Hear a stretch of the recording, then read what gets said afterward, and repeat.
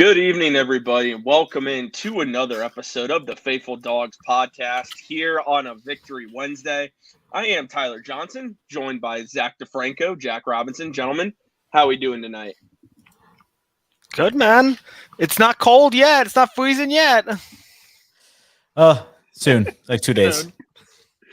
Yeah, hey man, it's to me it's still cold, but yeah, we're not as cold as we will be here in a couple days. But we appreciate you all joining us here on this Wednesday night. Thank you for tuning in as the Cavs are battling the Bucks. So if you are joining us, we really appreciate that. Before we get into tonight's show, though, if you are watching us on Facebook or Twitter and not yet subscribed to the YouTube channel, remember you can subscribe for free.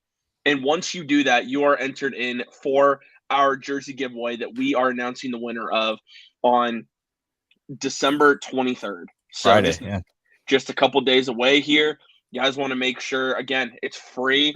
Get to pick any jersey of your choice. All you have to do is be subscribed to the Network 216 YouTube channel. Very easy to do. And I want to ask if you guys as well would drop a like on this video. It helps the channel grow, helps the YouTube algorithm as well. So if you guys would take a second to do that, we really would appreciate that. There's a whole lot to get into. Deshaun Watson's progress, Kevin Stefanski's job status, and of course, recapping Browns and Ravens and previewing the Saints game. But before we do, we want to make sure we take a second to hear from our sponsor, Underdog Fantasy. What's up, everybody? We know that daily fantasy never stops, and Network 216 is proud to be a partner with Underdog Fantasy. Very simple to use. All you have to do is go to underdogfantasy.com and you will just click the sign in button. You'll create an account if you haven't done so already. If you've not created an account, it'll ask you to enter a code. Enter code 216 and they will double your first deposit up to $100. Underdog Fantasy, live draft lobbies that you get to compete with you and your friends. It's no salary cap like DraftKings and FanDuel. You get to go to a draft lobby, pick the players you want, or you can do daily pick'ems, which give you access to all the NFL and NBA games for you to make your picks every single night. Again, go to underdogfantasy.com or use the Underdog Fantasy app on iOS or Android. Use code 216 to double your first deposit up to $100. Sign up today.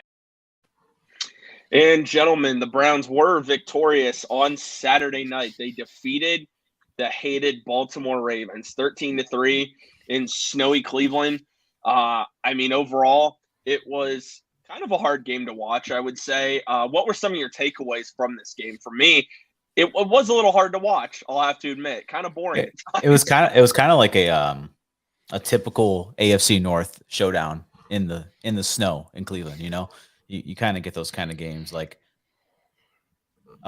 if we were a few field goals away from that being a much closer game in rare missed fashions too for a kicker like Justin Tucker, like the GOAT of kicking.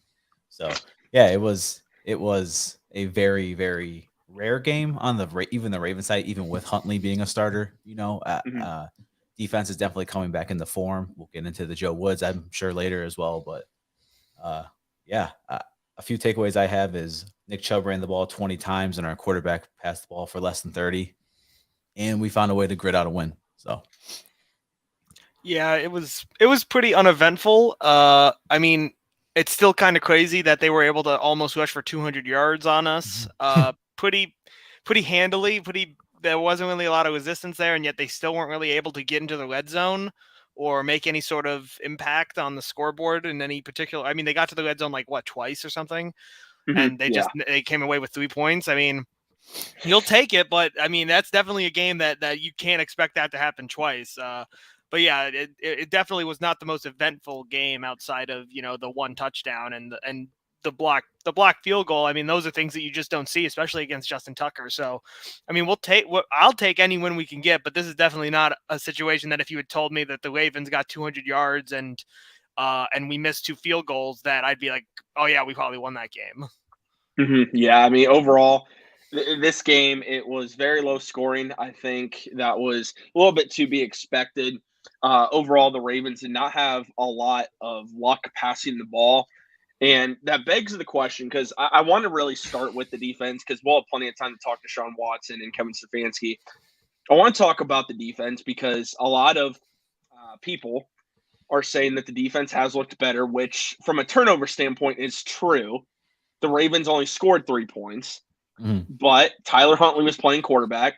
I think what we're discounting here, and I want your guys' perspective, it's not to slam the defense because that's not what we want to do. But overall, the defense still gave up nearly 200 yards rushing on the ground.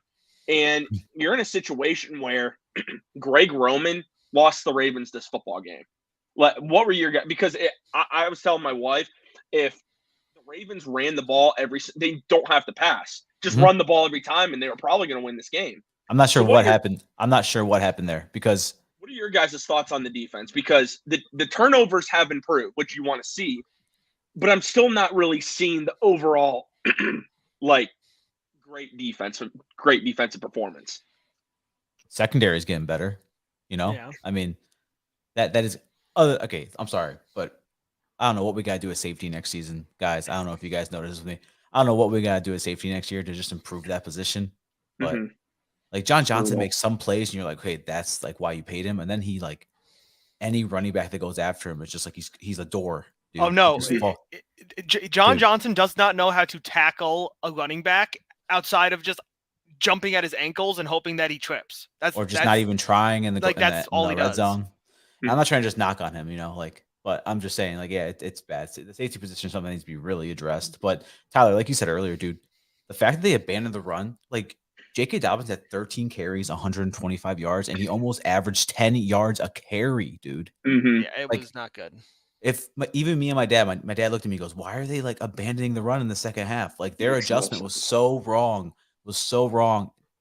Thank God it was so wrong, but it was so wrong. And they wanted Tyler Huntley to beat us. And our secondary is what they had to worry about, if anything. So, yeah. Yeah, I'm not really sure how to feel about the defense because, obviously you want them to do good, and they did do well. I mean, you can't say no to an interception, a blocked field goal. You can't say bad things about that. But I'm also not going to say that this is a game where the defense. I don't want to say that they didn't earn it, but that it wasn't them going out and beating a team at what they're best at. It was more so that they went out and they took away the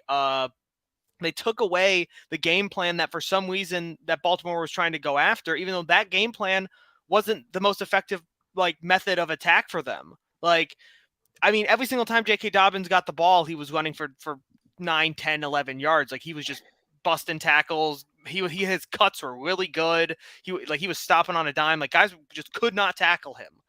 And really, the only reason that they didn't score any more points than 3 is because they would just basically stall out and start passing for no reason on third down, or just passed on first and second down, and then they were stuck and they couldn't do anything. I mean, if that first drive, if they had just not gone for those for passes on first and second down, they probably would have got a touchdown. But they did, and they put themselves behind the sticks, and then we had great goal line, great stand on that fourth down, but. Again, I don't know if I can really feel like this defense is consistent, or if a lot of the teams that we're playing against just don't have offenses that are consistent enough to take advantage of our weakness, or just Greg Roman just doesn't know what he's doing. It's a lot of all the above. I see MC Lawrence, Josh, Merry Christmas to you guys. Thank you for joining us. Darren Johnson, Ainsley, thank you all for joining us. We really appreciate that here in the chat. Josh did put out some news, and then we'll get back to the defense in a second. Myles Garrett, Joel Patonio, Nick Chubb all headed to the Pro Bowl for the 3rd year in a row. So expected. Congratulations to them. I think we're going to have a quarterback there next year. Yeah, I just said that. Anyway, you kind of hit it, Jack. This defense, it's not impressing you. Now the thing that is going in our way, we're getting turnovers. Yeah. Something we haven't had all year. So you know what? Great. That's seriously great. But when it comes to Joe Woods' job status, because this is still a huge talking point where people think that he's going to keep his job, I think it's sealed. I really don't think it matters what you do these next couple weeks, because your defense isn't improving overall. you had a situation on Saturday where Greg Roman lost the game for Baltimore. Greg Roman decided that they weren't going to run the ball 50 times to win this game, because if they do, the Browns don't win this game. They don't. Because this defense can't stop anybody running the football. Did something happen? Did something happen like to J.K. Dobbins throughout the game? I don't even remember. No, J.K. Dobbins played the whole game. Yeah. And if you think about against the Bengals too, I mean, the defense did look better. Yeah, the Bengals still ran for nearly 150 yards. Yeah. So it's not like we're really shutting anybody down. If anything, the opponent's making mistakes. And to our credit, the defense's credit, they are capitalizing. Yeah.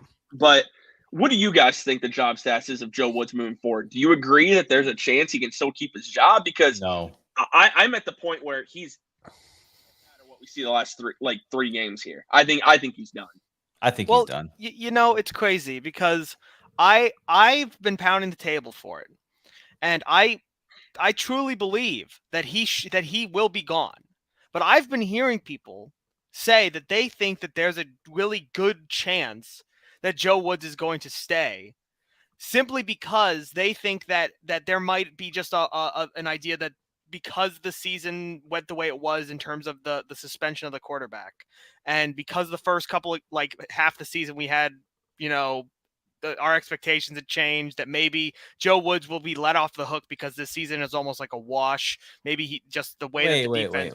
Yeah, look, I'm not saying that this is like an official source or anything. I'm just saying that this is what I've heard people say. The season wasn't a wash until our defense played bottom four. I get it. That's when the season was a wash. This isn't my opinion. This is just what I've heard people say. Now, do I believe it? No. I think that Joe Woods is gone. But I also do think that there is a possibility that somehow, if Kevin Stefanski and Andrew Berry go to bat for him and try to, make a point about it, that there's a chance that he could keep his job. I just don't think that it's in their best interest to do that, and I think that they will end up probably making this shift at some point. You have to. You want to know what I think? I think if they had someone under Joe Woods that they trusted to coach the defense while he was gone, he would already have been fired. There's no one under him that I don't think they can even trust to. It wouldn't be even close to better than Joe Woods. It would have probably been worse. That's what I think. I don't think there's a position coach under Joe Woods that could become a coordinator. Yeah, Kiffin maybe, but I don't think Kiffin's going to scheme up defenses. So. It sounds like the people that are in charge in Berea, this decision, it seems it from what I've been reading on the OBR and just seeing on social media, it looks like it doesn't matter what happens at this point. Like, Joe Woods is gone. There is no return, point of no return right now. I mean, when you have players that are week to week calling out his scheme, calling out the preparation. You have Jeff Howard. By the way, dude, we didn't get to talk about it last. Dude, when your quarterback's coach basically says, by the way, guys, for those of you, we'll recap, but everyone knows about it. Jeff Howard says about the Bengals, T. Higgins and Tyler Boyd, well, we expected them to play. And once they came out of the game, well, I mean, kind of thrown for a loop there. Like, how? I don't know how that makes any sense. How do you get away with saying that? How do you even get away with saying that? And then what? How do you pronounce it? Pfeiffer, whatever. All right. Mike Prefer. Yeah. He.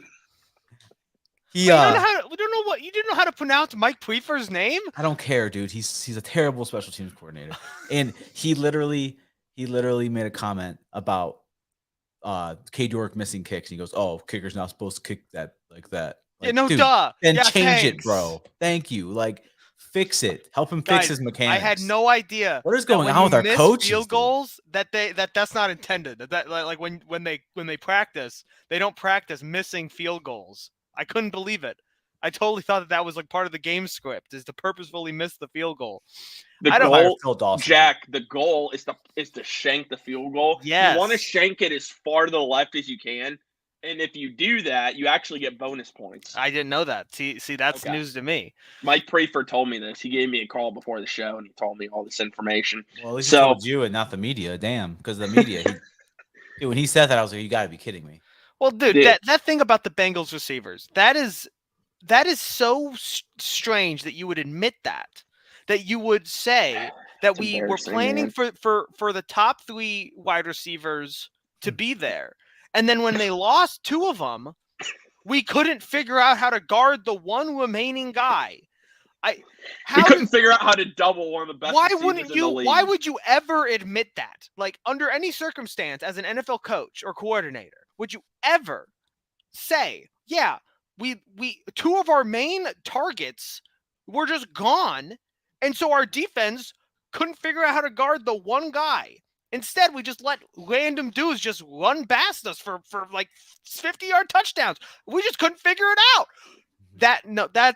Look, it's either incompetence or it's negligence. It's one or the other. And I don't know what it is, because I don't see how you make that mistake and then go into halftime and still not correct the mistake. Like, it would be fine if it was like during the first half.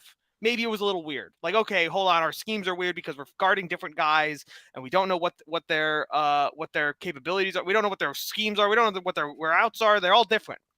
Completely different. After halftime, you say, hey guys, they've targeted Jamar Chase like 8 times. They just keep going to him. Maybe we should double him. Maybe we should just stop caring about these other guys and we should just have like one deep safety, make sure that they don't really break off a big play. We're just going to do like soft zone and we're just going to let Jamar Chase get 11 yards every reception. How? And then you come out after the game and just say, oh, by the way, yeah, we couldn't figure it out. I mean, it's just Jamar Chase and a bunch of dudes. We couldn't figure out how to guard Jamar Chase. I mean, really? That's out there now. These people are in the NFL. They're going to have to go to job interviews at some point, and they're going to say, so tell us about your body of work. Oh, yeah, Jamar Chase got 150 yards on us when he was the only receiver that was even on the Bengals active roster, and we couldn't figure it out. Yeah, that's my oh, wait, why are you guys leaving? Wait, hold on, wait, come back. Like, yeah. No, these pathetic, man. That you can't say that. You just can't. You just can't put that out there. And I said this to some of my family members. If that was me and I was the head coach, if I heard that, I probably would have walked in that presser right there and fired him right on the spot. That's just, it was that idiotic. Like, I couldn't believe that was actually real. And when you hear the more, like, there's the short quote and then there's the longer quote. When you hear the longer quote, you think it's going to make a little more sense. It's worse. It's worse. It's really bad. Just embarrassing, guys. But the one thing that hasn't been embarrassing lately has been the continual gradual performance of quarterback Deshaun Watson. So the Browns starting quarterback has really started to, I think, put things together, get used to the offense a little bit the last couple weeks. He still hasn't thrown for multiple touchdown passes yet, but he's starting to look more comfortable in the offense, it appears. On Saturday, 18-28, 161, 1 touchdown, no interceptions, no fumbles, 6 carries for 22 yards.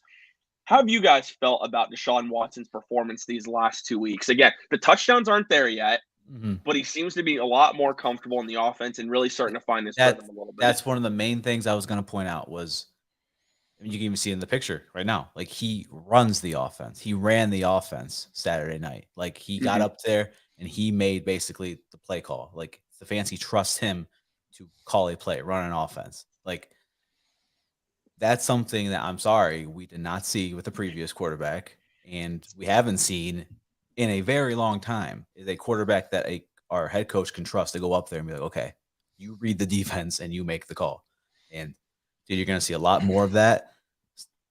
I don't know if you guys have watched Deshaun Watson. Like, I watched this video especially when we traded for him, I went back and watched it again. He does like a film breakdown with Kurt Warner and stuff, dude. Yeah. He's one of the smartest quarterbacks in the NFL. He really is. The dude studies and he knows the game of football. So that's something that I noticed alone, that I was like, dude, him just calling those plays at the line of scrimmage. I'm like, okay, like, we got a guy here. And then obviously wasn't like a stellar 2020 Deshaun performance, but it was enough to make plays, and he made certain throws. I know, Tyler, you posted one of the clips too that Jake Burns posted. That throw that 2 weeks ago was an interception that he came back through again. He goes, look, I can make this throw. Boom. Dude, like, stuff like that you're going to see. It's just light years ahead, and it's going to continue to get better. So yeah, he's been playing with a lot more confidence. I think they're way more willing to actually let him pat pat the football and maybe look further down the field. I think the receivers still need to kind of get into the rhythm of like continuing the play, because even it seems like a lot of the times the guys will just like they'll go on their route and then they'll say, okay, well my route is I've kind of gone as far as I was supposed to go, and then Deshaun's still looking, he's trying to find somebody, and he either ends up the offensive line play has just been really bad, so it's made it look worse just because he looks like he's running for his life all the time, or he's getting hit or something. Hopefully that changes on soon. A bunch of drop. Hopefully with Ethan Pochich coming back, that'll solve some problems. If he plays this week. This week, I'm hoping he does. I'm praying that he does. But no, he's been playing really solid. I like seeing how he's really able to use his legs to open up the defense. I mean, if guys just leave the middle open, he's going to take that opportunity. I mean, he had that big 11-yard run. They've been actually making designed run plays for him that, I mean, really just opens up the offense a whole lot more. And a lot of people are going to point to the fact that, he only had 18 completions. He had less than 200 passing yards. I mean, the game really didn't dictate that he needed to pass. I mean, we won the game because you can just run with Nick Chubb and they can't stop him. So I don't see why it's really that big of a deal. I think people just need to realize that we're not looking at the overall performance in terms of the stats. We're looking at just how he's breaking down the defense, how he's making throws, how he's able to make use of his athleticism and his unique abilities to actually be able to put the Browns in position to win. And every week he's been getting better at that. Yeah, really good point there, Jack. And MC Lawrence says Stefanski needs to scheme guys open when we get in the red zone. It's a lot easier said than done. That is not I agree, he does, but that's a lot easier said than done. When you get in the red zone and you're at the 5-yard line, there's not as much room in the field. It's about guys winning one-on-one battles at that point. There's not really a whole lot of scheming you can do, except you saw with the touchdown to DPJ. It's using DPJ out of the backfield, putting him, isolating him one-on-one, makes a move on the corner, gets in the end zone. That's all DPJ. It's just one-on-one. Yeah, my dad's playing me in fantasy football. Darren, do not play Deshaun Watson. There's so much wind. It's actually going to be crazy. It's like 50-mile-per-hour winds and negative 20 wind chill. Do not start a Browns quarterback. Don't start any quarterback in this game. Just don't. Just start Geno. Tyler's like, stop. Just be happy about it. Whatever, Jack. Thanks, Jack. I'll remember that. I'll tell him what I tell everyone when they ask me for fantasy advice is go with your gut. That's my voice. I hate being the fantasy advice guy, dude, because if I'm wrong, they always come back and say shit to me. Yeah. Same thing. I stay away from it unless people actually ask me. But more on Watson, I think what we're seeing too, this is a guy that it takes time to really read a defense. And Watson now is getting a lot quicker with his reads, and we're seeing it on the field. He's got that chemistry with, right now, Donovan Peoples-Jones, who's having a career season and earning himself a contract extension in Cleveland. I mean, there's no doubt he's going to be extended, it looks like, in this offseason. But Watson just looks so much more comfortable running this offense. Yeah. I mean, you see it on Saturday. Like you said, Jack, he didn't have to throw a lot. At this point, you're not going to throw him a lot unless you have to.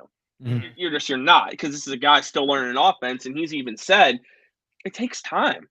Like he even said, it takes time for Kevin to learn, for Stefanski to learn him, for him to learn Kevin. Like it takes time for that, and people just want this quick solution. It's not there. It takes time, but I think we have to be really encouraged with Watson's performance moving forward. And I think it's only going to improve more with Amari Cooper, but we're seeing that Amari is not even close to 100% right now.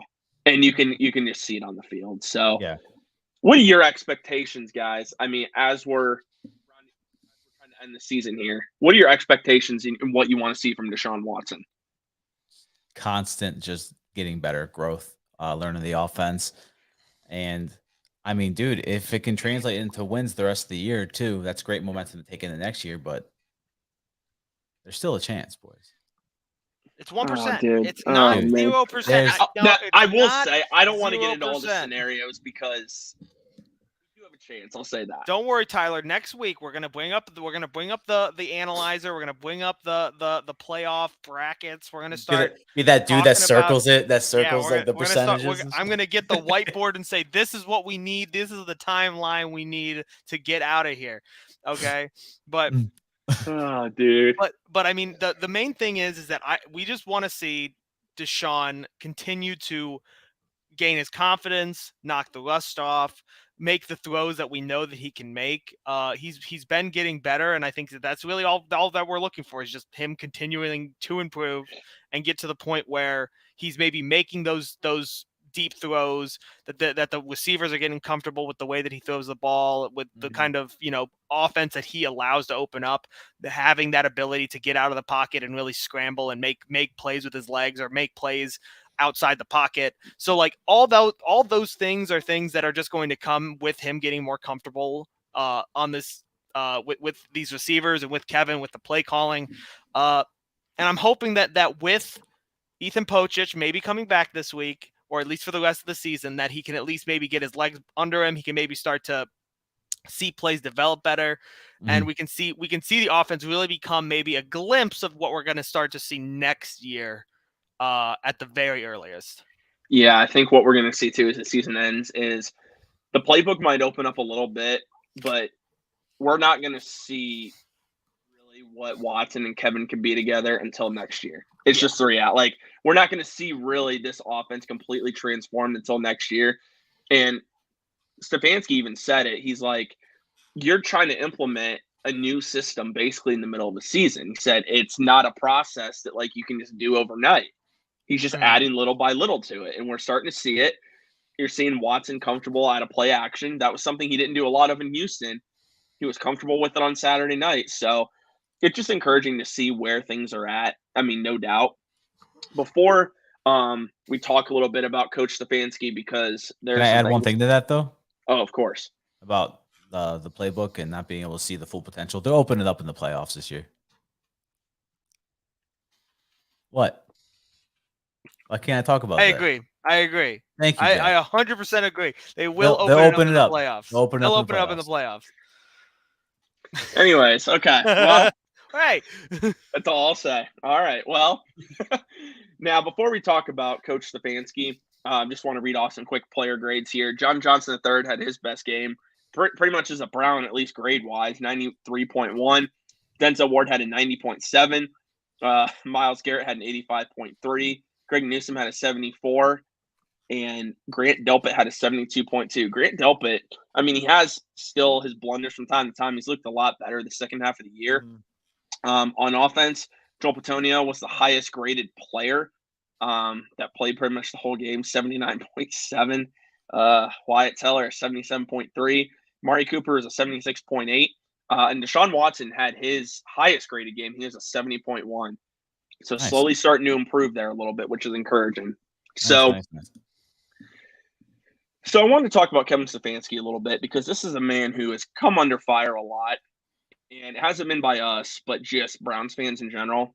And I saw a video, no names please. I saw a video on Twitter making the case for why Kevin Stefanski should no longer be the Browns head coach.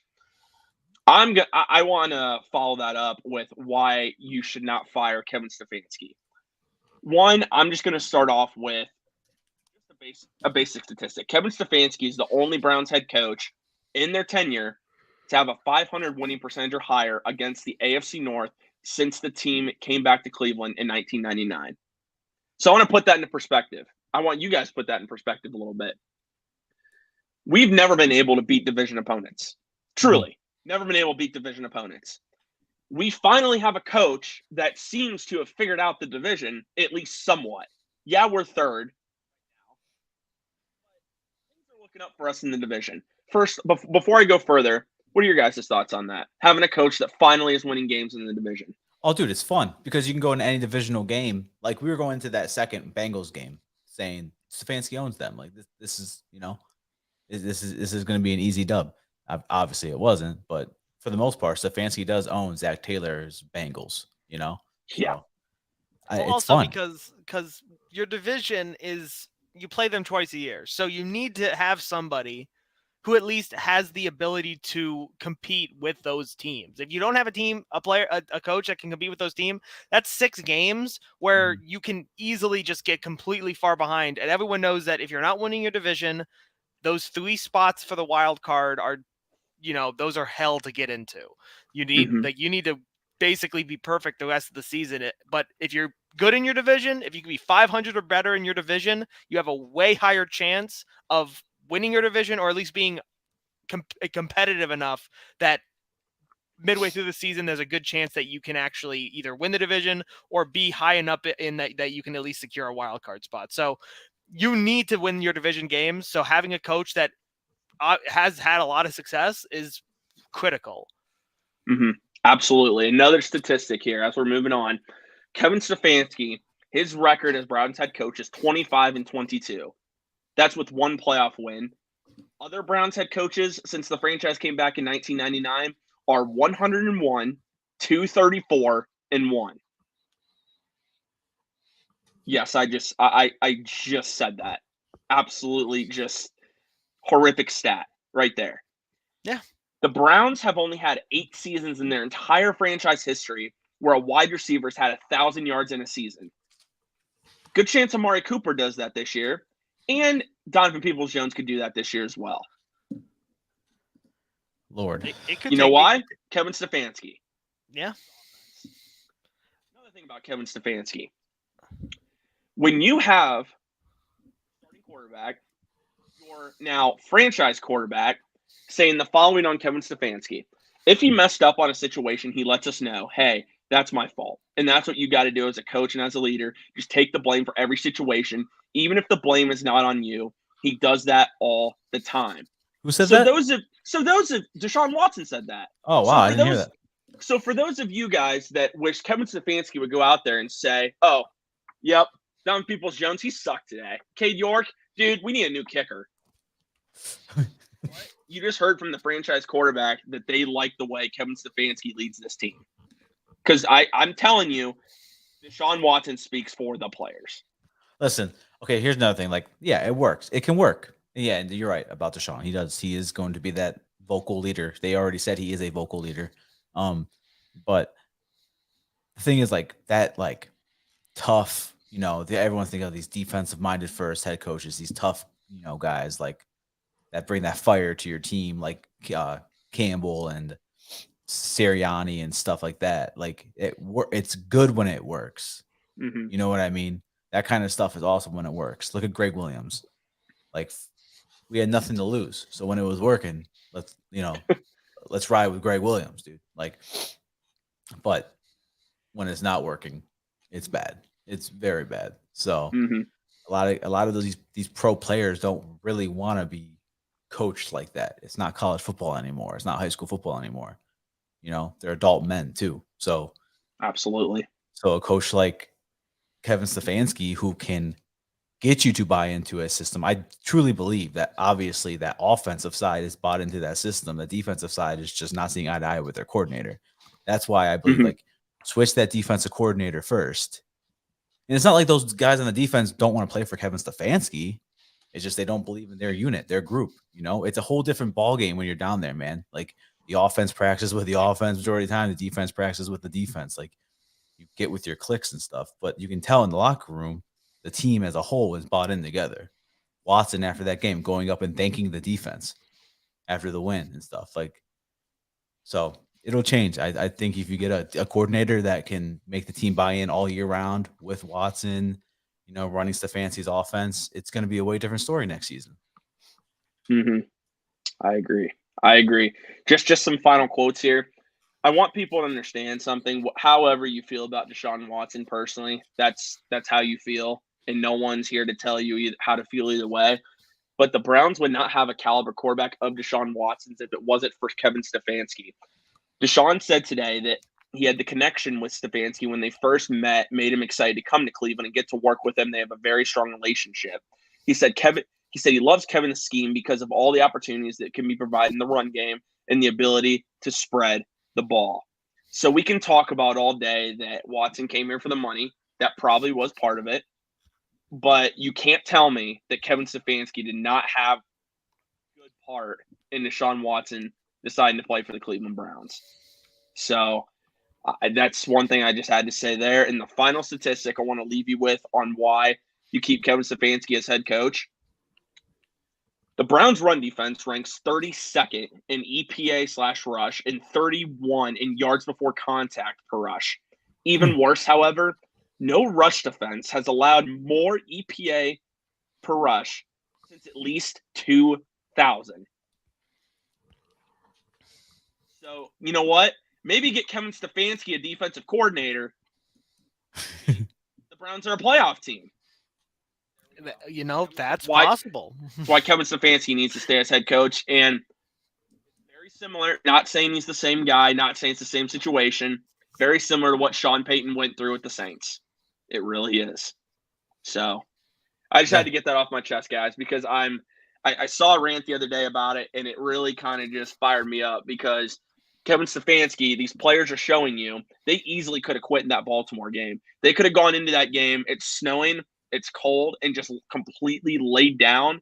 But they did whatever it took. Like Watson said, he'll throw it 30 times, he'll run it 30 times. Whatever he's got to do to win the football game. And you have a team that's bought into Kevin Stefanski. So anything else you guys want to add on Coach? Oh, man, I'm fired up right now. Yeah. I mean, honestly, I just don't see why. I understand that maybe people are frustrated that the season hasn't gone the way it had. That a lot of us were hoping that the offense has had some points look bad. The defense has looked bad all year. He's the head coach. He needs to take responsibility. But you can't get rid of him before we know whether or not he is the coach who can lead the franchise quarterback to being the franchise quarterback. I don't want to get rid of him just on a whim in a season where we knew it was going to, there was going to be some ups and downs. Obviously, there's been a lot more downs than ups at this point, but we don't want to get rid of him after one bad year when we could be looking at the next 5-10 years of stability at the head coaching position. I just don't want to even think about getting rid of him until we know for sure whether or not he is the guy to lead us forward. Yeah. I mean, that's where I'm at. And when you have your franchise quarterback, saying everything he said today about Kevin Stefanski, he's not going anywhere. I'm telling you right now, you can feel however you want about Kevin Stefanski, and the Browns could somehow lose these next 3 games. Stefanski's not going anywhere. We found that out today. We really did. Kevin Stefanski is not going anywhere. Whether you want to believe it or not, that's fine. But that's where things are with Coach Stefanski. So, like I've tweeted out, we ride with Kevin. We really do. I think he's the man to get the job done. Fans don't like how he's so even-keeled on the sideline. He doesn't show fire. I guarantee you he shows a lot of fire when the cameras aren't on him. The only reason I truly believe that and kind of know for a fact is when we were at training camp, Tyler. Like, dude, he was ripping in the practice squad tight ends, bro. I'm like, I looked at Ansley. I'm like, is that Stefanski yelling like that at those players? Like, come on, dude. You're telling me he's just even killed to the media, obviously, because like you said, he's a professional though at his job, and he's not going to go up there and like Hugh Jackson and throw people under the bus. Like you guys hated him too, Hugh Jackson. Do you want that again? Like, no, dude, just give it time. Like he hasn't even had his offense basically at all. Like he's had the best. Obviously, he's had that running game and stuff, but he's never had the ability to really. Like what did Watson say today too about the offense being so balanced? Like that he mentioned that pretty much we can beat you either number of ways. He said it doesn't matter if he throws the ball 30 times. He said because they got Nick Chubb. Like we got Nick, we can give him the ball. Doesn't that make you happy too though? Like you have your franchise quarterback, not just like Baker Mayfield saying it or Jacoby saying it, like I want to throw the ball more. It's Deshaun Watson going up there as a guy who we know in 2020 threw the ball 45 times a game and was elite. Like he's going up there saying, I don't have to. We're gonna whatever it takes to win. Like that right there shows that he came here and he's instantly bought into the culture as well. Like it's those little things that said at press conferences that just show these people, like these fans, that like they're bought into Stefanski. Like, yeah, it's an off year again, but there's other circumstances that play into that, and one of them needs to go this offseason. Yep, absolutely. Two final things on Stefanski. Jacoby Brissett, before Watson came back, was the 8th ranked highest quarterback according to Pro Football Focus. You know why? Kevin Stefanski. Baker Mayfield in 2020 had his best year as an NFL quarterback. And you know why? Kevin Stefanski's offense. So just wanted to leave on that note. But guys, before we talk a little Browns Saints here and give our weekly pick'ems presented by Underdog Fantasy, I mean, we're only 4 days away from Christmas, which is kind of crazy to think about.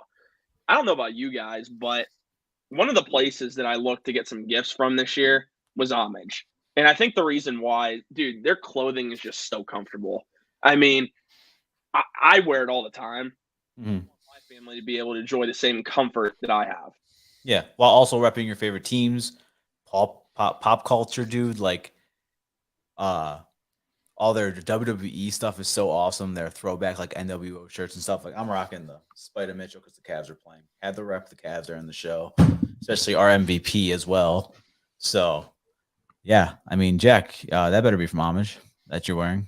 It's not, but I'm wearing a shirt under it that's from Homage. I always wear shirts under my hoodies, guys. Listen, it's cold. I'm in a basement, okay? You need an Homage hoodie. You have to understand. You need an Homage hoodie. I should get an Homage hoodie. You're right. I've been slacking. I don't have an Homage hoodie, but you got a gift card. Make it happen. I know.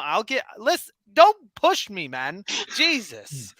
Oh man, this is you see the peer pressure. This is what I have to deal with every single day on this show, in our group chats. I'm just getting bullied and attacked. I mean, it's fine. Oh, come on, Jack, we love you. Let's not even hear it. But I do want to tell you guys, if you're looking for last minute Christmas gifts, go to homage.com. The links are there in the chat.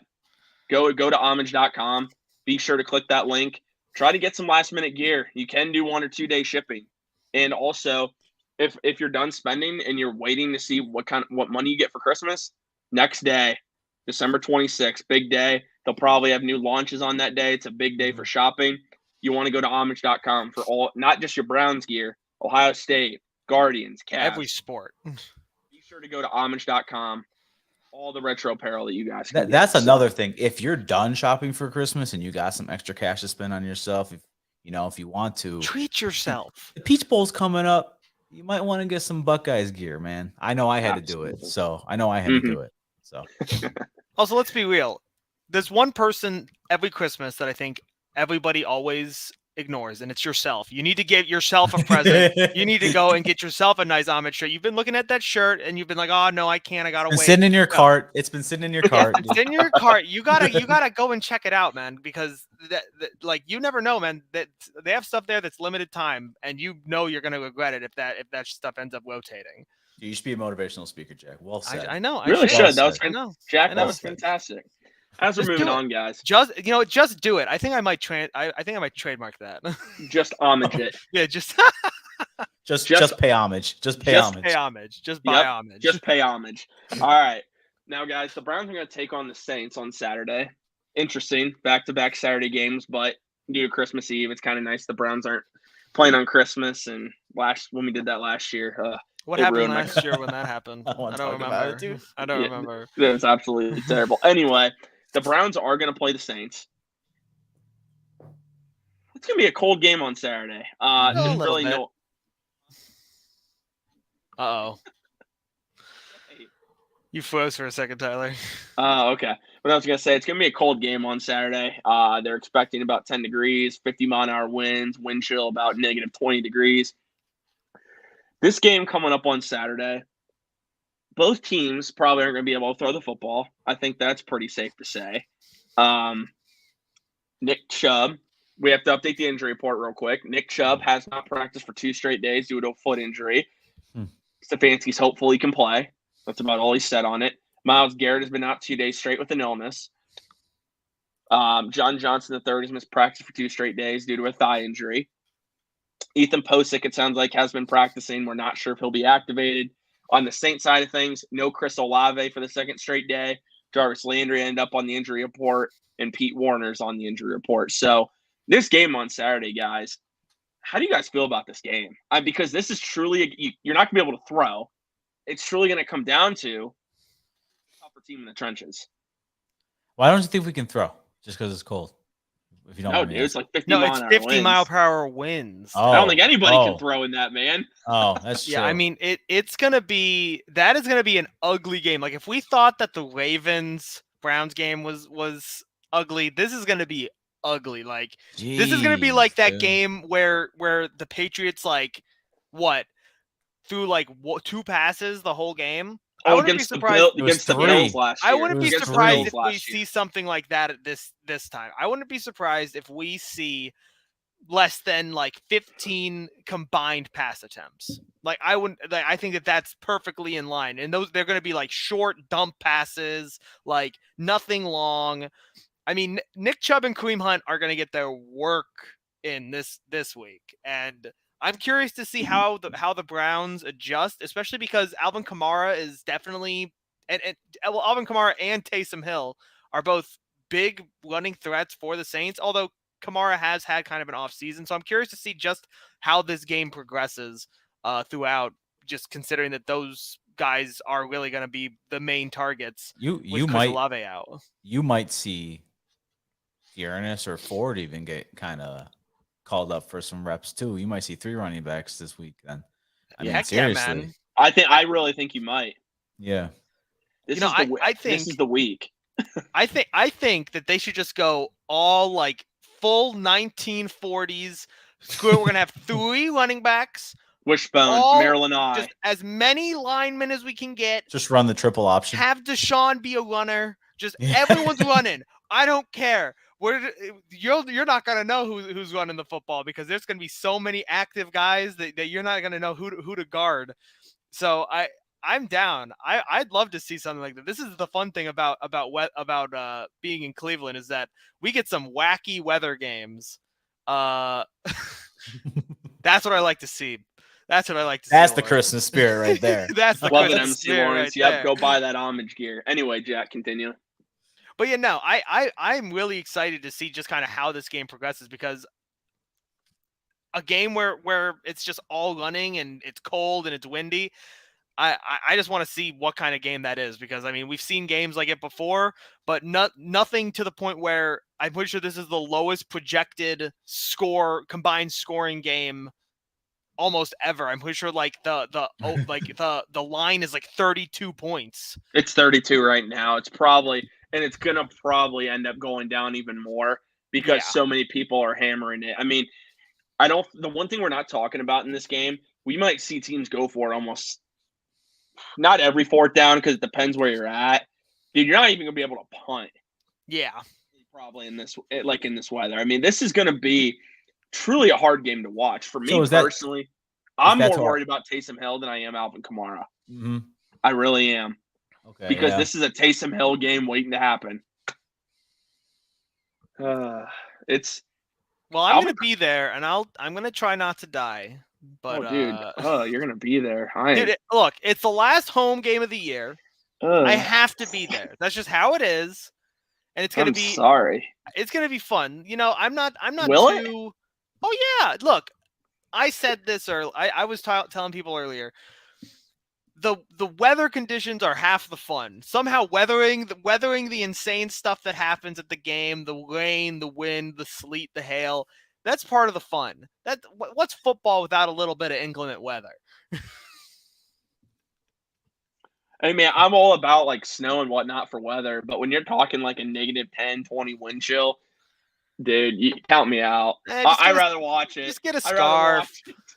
Just get a scarf and some gloves. You're probably fine. There will be people there without shirts on. I'm willing to say there are going to be some crazies. There were last week. There were some people there without shirts on. They didn't care. Yes, sir. I'm going. I'm not saying I might go. I'm saying I'm already going. So I will say in this game, Alvin Kamara. I mean, he is Alvin Kamara, still a really good football player. Not even averaging 4 yards a carry this year. Yeah, he's having something else. The Saints are struggling like us on the offensive line. Cesar Ruiz, they just placed him on IR, starting guard / center for the Saints. That's a loss there. What are your guys' expectations for this game on Saturday? Like, what are you expecting to see on either side of the ball? I'm expecting Nick Chubb to have 25 carries. I'm expecting Kareem Hunt to have 20 carries. I'm expecting Dearness Johnson to have 10 carries. And I'm expecting Deshaun Watson to have 10 rushing attempts. I think that's probably about right. Yeah. And it's kind of like weird that that's kind of like realistic. Yeah, Like I that, mean, that I just don't see. I don't see really. I see the game being like 12, like it being like some random weird score, like 12 to like 7.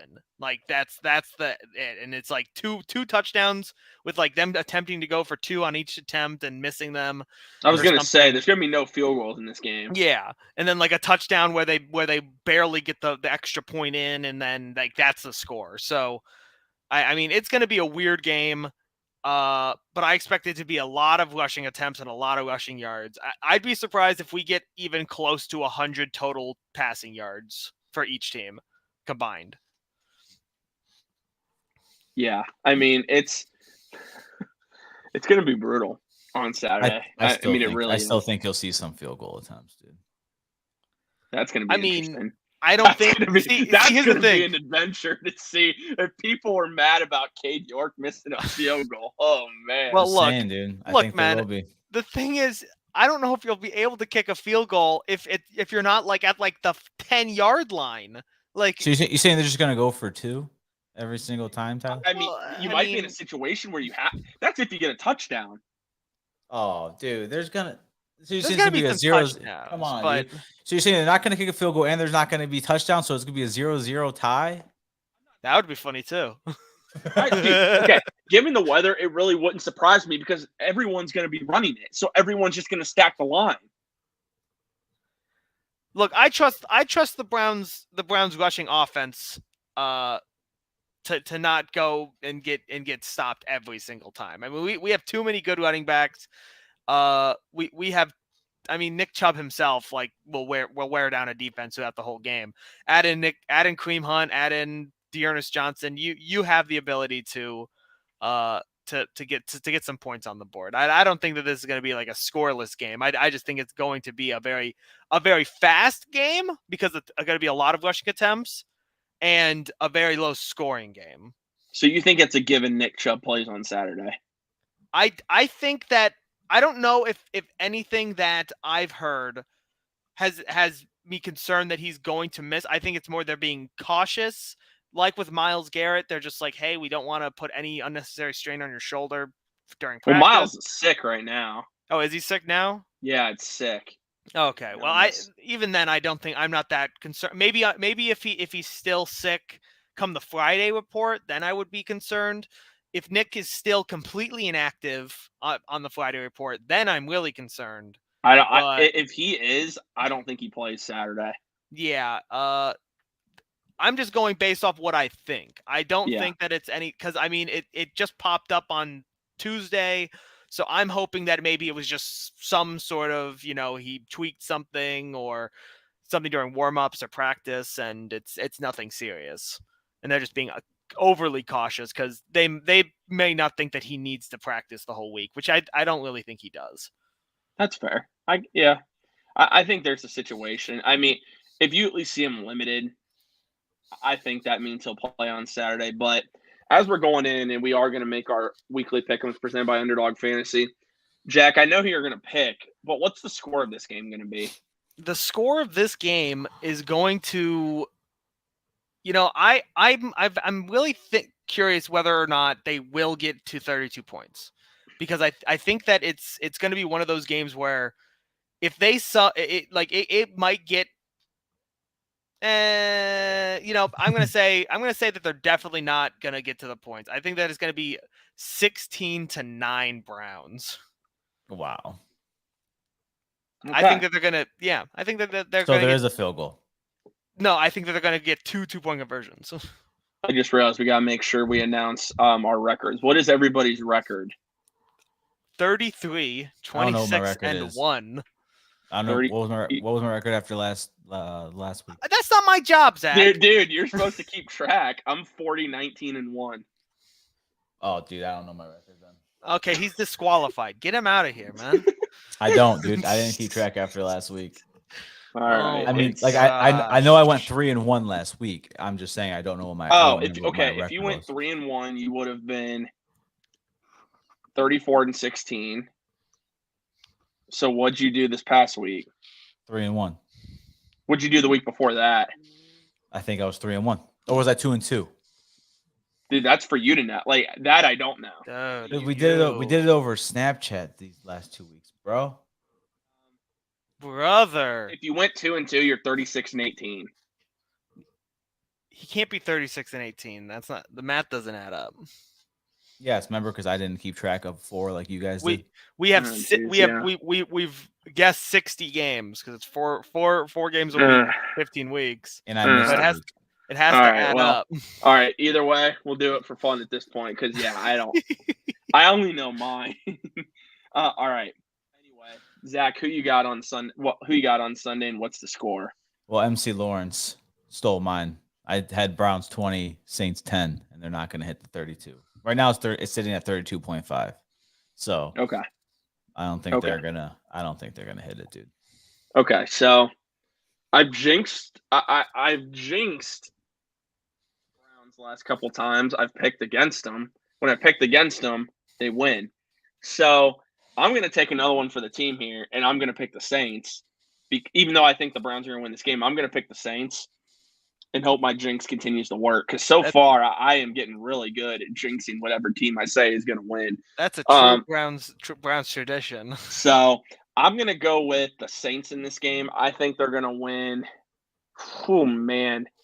I don't even know how to pick a score for this game. I'm going to go 16, Browns 8. There we go. Yeah, just complete random. Yeah. Yeah, that's pretty much what I got. All right, Jack. So I have the standings for you and I. If Zach figures out his record, I'll add it. But I have 38 wins. That's all I know. Okay. Well, if you have 38 wins and you have 22 losses. Okay. That's what. Fine. I'm not gonna do math right now, dude. Okay, that's fine. Either way, we got it. Okay, so you're in second, Jackson third. Okay. Anyway, all right, Jack. What is the next game? The next team you're picking this week? I'm taking the Jags tomorrow to beat the Jets. All right. Question: what do we want there? Does it matter? Also, Josh, I'm picking the Saints so that it helps the Browns because when I pick against the Browns, they seem to win. Reverse psychology. Tyler's picking the Saints because he's not actually a Browns fan. True. That's why I'm wearing this shirt. Anyway, all right. So we want the Jags to win that game tomorrow. If the Jags lose, it takes away. We're not going to get into all this. There's just so many scenarios, and it would take forever to explain them all. We need the Jags to win that game to keep another path for the Browns open. Yeah. If the Jets win, it doesn't eliminate us, but there's only 2 paths left for us to get in. Yeah, I think the Jags are going to win. I think that Zach Wilson yes, okay. He's playing. Zach Wilson is playing. If it was Mike White, hold on, I might have had to change my pick, but because he's not, I have to take the Jags. And that's when you're picking? Okay. Yep. I need Garrett Wilson to go off, though, dude. All right, so you got the Jags. Zach, who you got? I got the Bengals over the Patriots. Okay. All right. We need that too, right? We need that. Yeah, we do. We do need that one. Don't we need the Ravens to lose out, Tyler? That's a possible. That's not one that we need, but it is another scenario that we could get in if it happens. Dude, I don't have them in front. There's so many. Dude, there's a lot. I think BetJack posted it, dude. There's a lot of scenarios. There's so many. And Cleology on Twitter, if you guys now the Ravens scenario is possibly open because Lamar's going to miss another week. They might sit Lamar. I'm hearing. They might just sit. They might. That's the last game he ever played as a Raven, dude. I think they'll franchise him.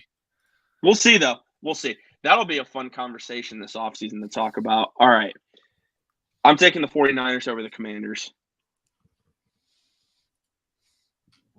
Sounds about right. All right, Jack. You're not right. You're right. Purdy over Heineke, huh? I like that. Oh, yeah. I like that. I'm always good for a pretty good time. Whew, give me the you know what? Give me the Lions over the Panthers. Okay. I want the I want the Lions to make the playoffs. I do want too. them to do it. Right there with you, man. Right there with you. That'd be fun. Give me the Cowboys over the Jalen Hurts-less Eagles. Okay. Easy money. What, dude? You're betting against Minshew Mania? Yes, I am. Dang. Hopefully Dak picks it up because he has struggled mightily the last couple weeks. Okay. I'm going to go with, let's see here. Another one that we need to go our way. I'm going with the Steelers over the Raiders in Pittsburgh, Christmas Eve. That one I was just going to avoid because I know we need the Steelers to win technically, but your final one, Jack. You know what, man? This is going to be I don't believe in this that much. But I really think it would be funny if large appendage Nick Folk comes in for the Colts and beats the Chargers on Monday Night Football. So I'm going to say the Colts beat the Chargers. You mean Chase McLaughlin? Wait, No, what? Huh? Nick Folk. You said Nick Folk. Oh. You mean Nick Foles? Foles. Crap! Okay, I'm leaving. Goodbye. I'm off. I don't know why I said Folk. I don't know why I said That's a Folk. game we need that has no chance of Oh, happening. my gosh. wait, Give what me do we Nick need? Foles. We need the Chargers to lose, but that's not going to happen. Look, you say that. They were one field goal away. They had to hit one field goal, and they would have beat the Vikings after they were up 33-0. But They were up 33-0. But you can't make a case for the Colts. They're up 33-0. Listen to me. There's no way that can happen again. Ever. It's just all never, right. It will never happen twice in a row. So I'm saying they won't be up that much ever again, dude. They blew it. You're being negative. Okay. Being realistic. Look, I'm just saying that you put Nick Foles out there, and it's going to be a whole new dynamic than with Matty Ice. Okay, maybe they'll actually score more than one offensive touchdown. There's a chance. This isn't young. Doesn't matter. He's large appendage Nick Folk. Dude. Foles. Oh my, dude, you can't even say his name. I don't know why I man. keep saying Folk. Okay, but no, I'm.